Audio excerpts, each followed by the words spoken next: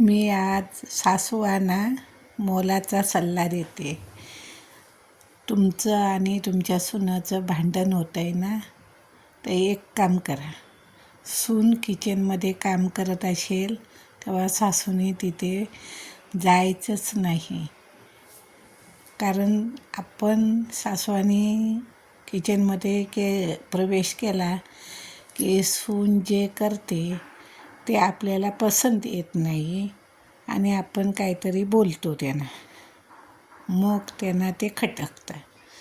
आपण एक काम करायचं, तू काही बनव आणि आम्हाला तेवढं जेवायला दे, आणि ती जेवण ताट वाढून जेवण तुम्हाला जेवायला देईल ते आनंदाने खायचं.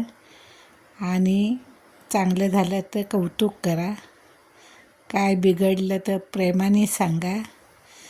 आणि घरातल्या गोष्टी बाहेर आसपास नातेवाईक शेजारी पाजाऱ्यांना काहीही सांगू नका सुनेबद्दलचं वाईट. आणि सुनेला समजून घेत जावा, सून पण तुम्हाला समजून घेत जाईल. कारण आपल्या घरातली भांडणं आपल्यालाच थांबवायची असतात. शेजाऱ्या पाजाऱ्यांना नातेवाईकांना सांगितलं तर त्यांना ऐकायला तेवढं बरं वाटतं आणि आपल्या घरात वाद वाढतच जाणार.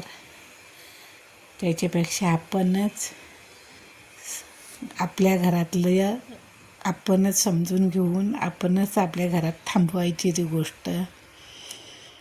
कोणाला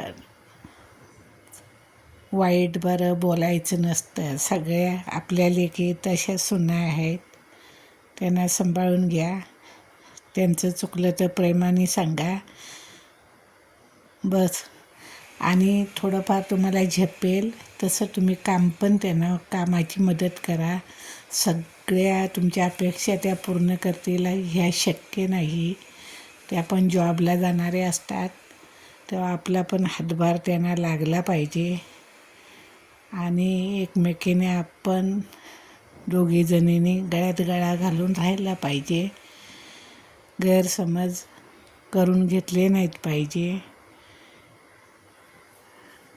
म्हणजे सुना कितीही वाईट असले तरी हळूहळू तुमचा बदलू देऊ नका. तुमचं चांगलं वागणं चांगलंच ठेवत जावा. हळूहळू तुमच्यासारखी तुमची सून व्हायला लागेल. कारण थोडे दिवस जातील पण तुमच्यासारखी ती बोलायला लागेल, तुमची हंगती चांगली वागायला लागेल. तेव्हा तुम्ही तिला फक्त समजून घेत जावा. आता पूर्वीसारखं नाही आहे.